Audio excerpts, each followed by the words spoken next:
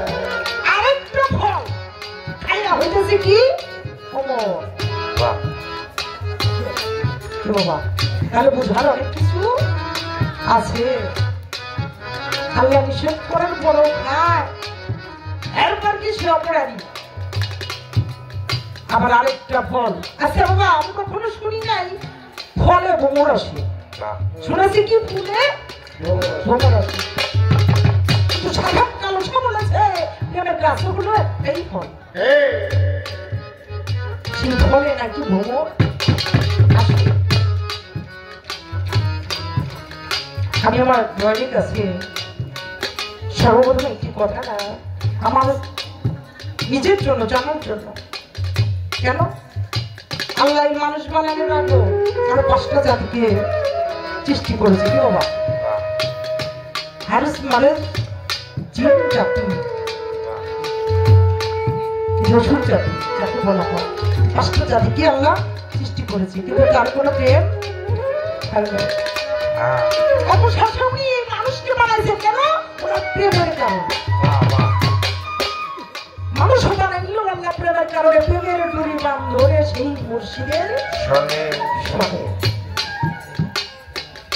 আল্লাহ মানুষ বানাবে, অর্থাৎ আদম বানাবে। বলে ফেরেশতারা আমি আদম তৈরি করতে চাই। ফেরেশতারা কয় মালিক আমরাই তো যথেষ্ট আপনার ইবাদতের জন্য, আদম দিয়ে কি করবে? আল্লাহ বলে আল্লাহ তোমার মন হে ফেরেশতা, আমি যা বলছি তোমরা তা কখনো বুঝো না। আদম তৈরি করো, আমার কেউটাকে তৈরি করতে, আদমকে তৈরি করতে 14 পোয়া মাটি লাগে। আমি তোমার দলের কাছে জানতে চাই, সেখানে 1 পোয়া মাটি কম পড়ে গেল, আদম সৃষ্টি হলো না। যে 1টা পোয়া মাটি কম পড়লো, সেই 1টা পোয়া মাটি কোথায় হতে আইলো, এবং সেই 1 পোয়া মাটি দিয়ে আদমের কোন বস্তুটা অর্থাৎ কোন জায়গাটা তৈরি হলো? 14 পোয়া দেহ কি বাবা? 18 চিজে হলো মানব দেহ গঠিত, ঠিক আছে বাবা? কিন্তু আদম তৈরি করবা যে 1 পোয়া মাটি কম পড়ে, কারণটা কি, বিষয়টা কি? 1 পোয়া মাটি কম পড়লো কেন? জিজ্ঞাসা করলাম না, আপনি বলছেন বেহেশতে হাওয়া বা নিষেধ করা খাইলে অর্থাৎ সৃষ্টির শ্রেষ্ঠ মানুষ হইল বাবা আদম আলাইহিস সালাম, নাকি সর্বপ্রথম মানুষ। সেই আদমকে বানানোর জন্য 1 পোয়া মাটি কেন কম পড়লো? আর সেই 1 পোয়া মাটি পরে কোথ থেকে পাইলেন, এবং সেই মাটি দিয়ে আদমের কোন জায়গা তৈরি করা হইল? এটা আমার দয়ালের গান থেকে একটা এবার একটা গান রাখি। আমার এক ভাই বলেছে যে রশিদ সরকারকে দেখতে চাই, বাবা বুদ্ধি করে তো কখনো প্রেম হয় না। এটা আমার বাবা বলতো, বুদ্ধি করে কখনোই প্রেম হয় না, প্রেম যদি কারো হয় তাহলে এমনিতেই অটোমেটিক প্রেম হয়। কখন আমার সেই যাদের চান দয়া করে এটা বলাই যাবে না, গান বাজনা কখনো শুনে জিনিস না। তবে দুঃখ তোমার নাম কিছু গেলে ফলে পরে পরিচয় মাপে নাই না, বললে আর মজা থাকে না খেলা। দলে চল না লোকে না কাটি ও পাঞ্জাবের কথা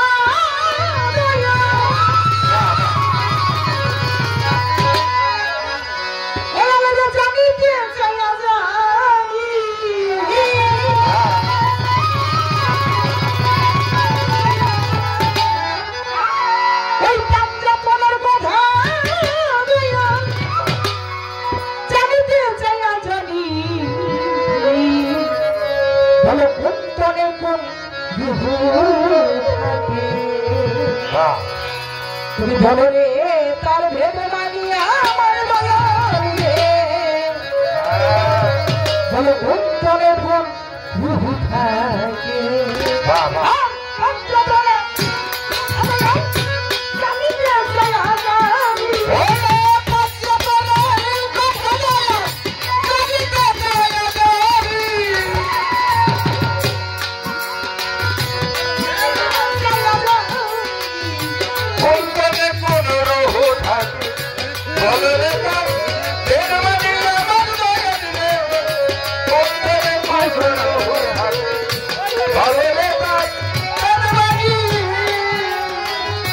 আরে দয়াল আমাদের ভিতরে বহু ফুটকারি করলা যেমন পঞ্চপনের ভিতরে ফুটকারি করলা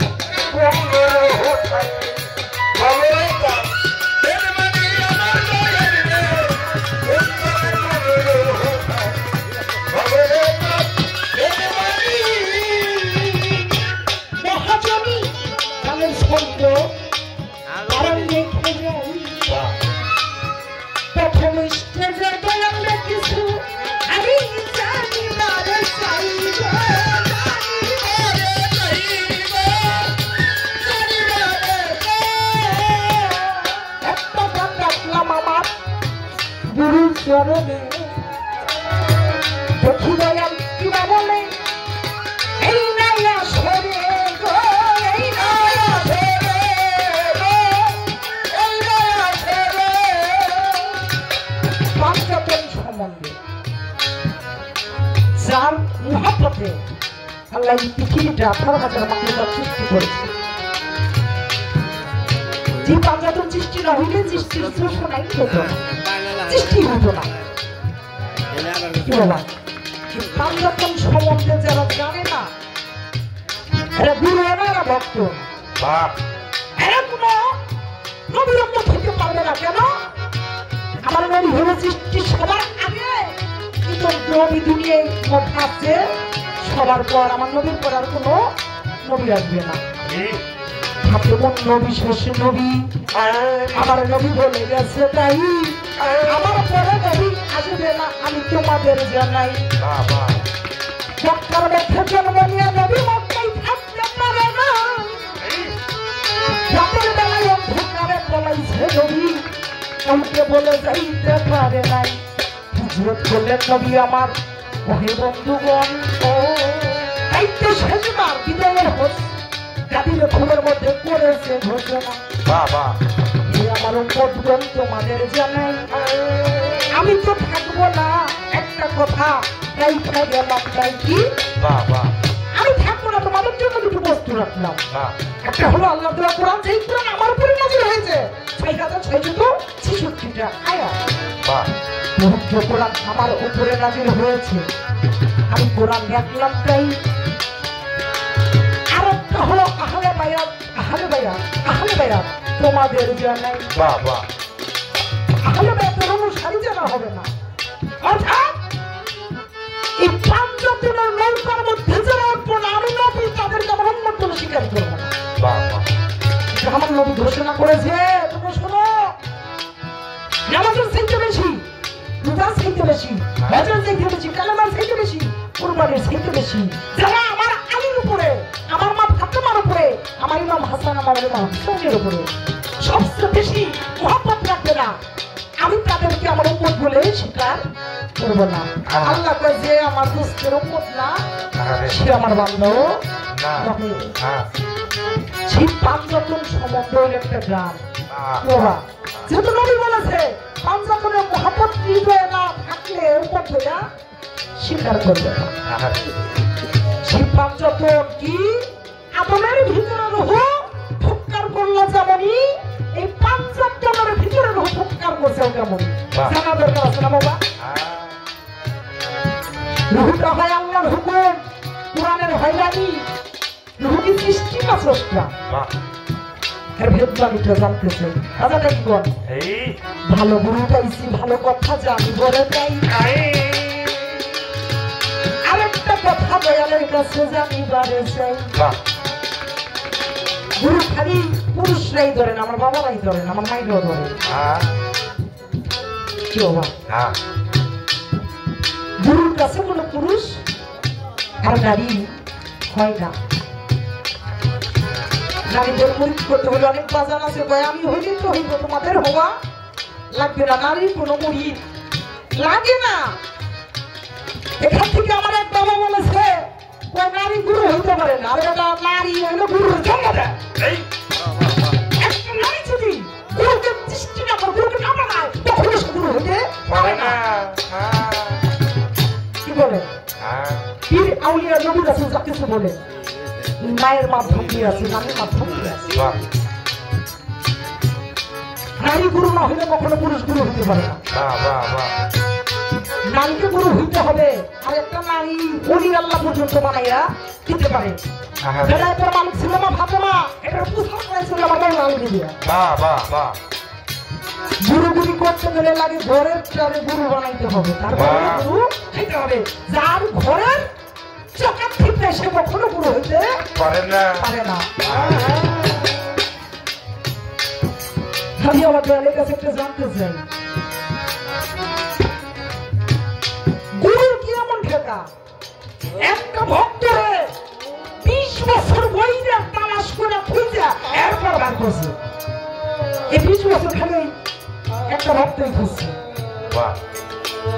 আমি একটু জানতে চাই, আপনি 20 বছর পরে এখানে সেই ভক্তটাকে খুঁজছেন, আপনার কি এমন দরকার ছিল সেই ভক্ত ছাড়া আপনার আর কোনো উপায় নাই? 20 বছর ধরে খুঁজতে কেন ভক্ত তালাশ করে বাইর করলেন, কারণটা কি, বিষয়টা কি?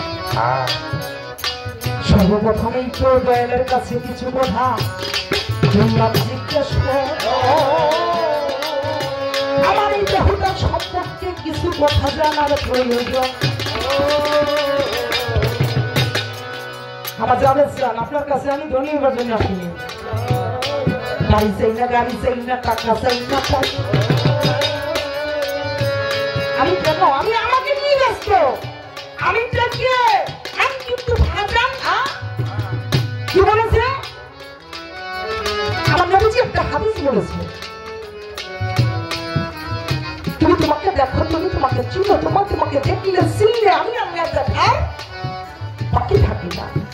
তাই আমি আমাকে নিয়ে ব্যস্ত। আমি তাকে আমি গুরু ধরার জন্য আসছি। আমি কয়েকটা দিন বেঁচে থাকতে চাই, কয়েকটা দিন একটু বেঁচে থাকতে চাই। মালিকা মানে যে 16 আনা দিচ্ছে, এই 16 আনা নিয়ে একটু ব্যাপার করতে চাই, সেজন্য আপনার কাছে আসা।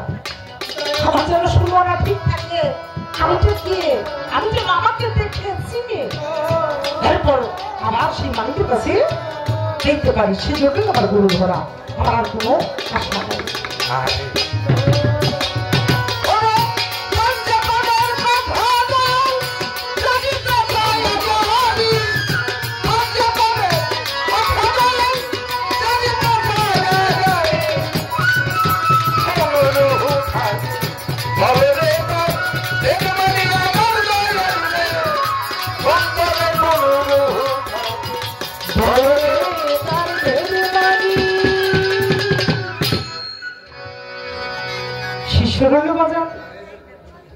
শুধুমাত্র দয়ালকে